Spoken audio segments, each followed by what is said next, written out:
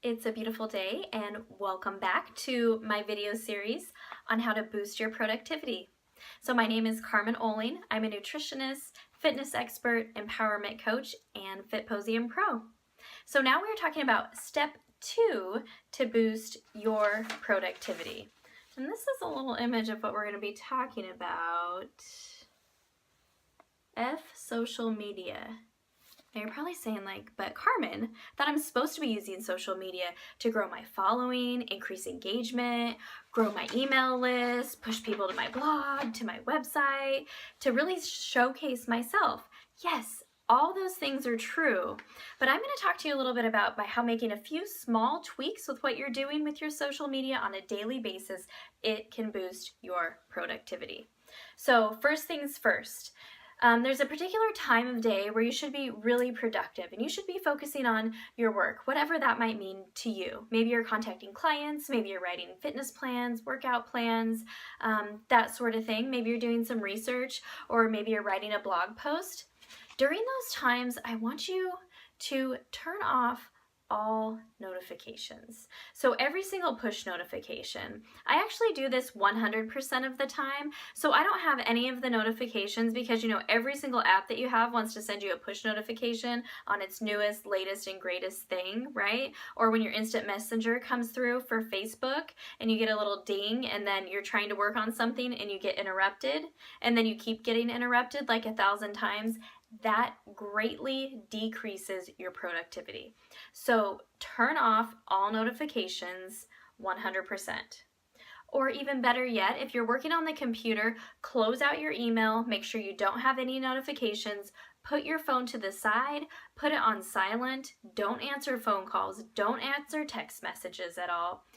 Be 100% devoted to your productivity time. It's simple to say, challenging to do, but if you can do this, I promise you, you will boost your productivity big time. The other thing is you do want to know what your engagement is like with your audience, right? You do want to know what posts are more effective than other posts, what blog posts are better. You want to know all of these things, but if you're spending your entire day or multiple times during the day checking on that, you're really just wasting time. So check your social media like once a day. Okay, you might want to work down to that, I guess. I was going to say up to that, but work to that, but lessen the amount of time that you're checking on those things. Because really, social media is not a popularity contest. Anybody could pay for like 10,000 likes. It's really about gaining true devoted fans and followers. Next, when you are checking your social media accounts, how do you feel afterwards? Like if you're just aimlessly scrolling through Instagram, Facebook, Snapchat, Twitter, whatever you're liking, how do you feel after?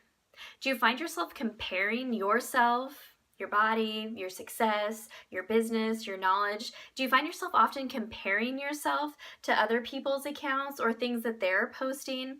And then when you're done with your social media scrolling, you just feel like you just feel like not good enough? That energy state that we talked about during tip number 1, do you just feel lower? Well, it's time to clean up those social media accounts. Let me give you an example of what I'm talking about. So not only with my business, but I also compete in the NPC as amateur bikini competitor. And so, of course, I look up to all the bikini pros, the IFBBs, right, and follow them. And so I had a lot of them on my social media feed, right? And so I would find myself looking at their pictures and their tips and their motivation, and that's really why I had them on there and what it was there for. And then it kind of turned into where I was comparing myself. Oh, I wish my glutes could look like that, or I wish my delt development was that great. And so I really had to scale back on that. I had to scale back to just the people that were really inspiring and motivating me. Not to say that they all weren't, but for some reason, some people resonated more with others than others do with me. And so by scaling back on that, I found that I was still uplifted. And then I went ahead and took it a step further and added additional accounts that weren't related to that inspired me. Maybe it was just little quotes that would come up often that could keep me inspired and motivated, or maybe someone that I really admired admired that was really doing big things and I could connect with somehow, like I kept those people. That's what you want your social media to be full of. So when you get off of scrolling or maybe checking your engagement, you know that you're gonna do it, you feel uplifted, you feel ready to go, you feel motivated, you feel like you could go right back and be productive again on meeting your goals instead of feeling down like you're not good enough. So really take a look at what you're doing with social media there. And then lastly, the last thing on social media is if you have something to post and it is truly and authentically you, post it. Forget what anybody else is going to think. Post your stuff, do it consistently. Again, those people that want to follow you, those true fans, they will be there and they will be following you. So post away.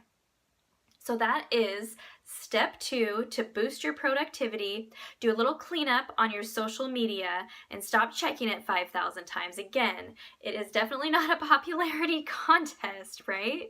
So make sure to do this and check out the next video for step 3.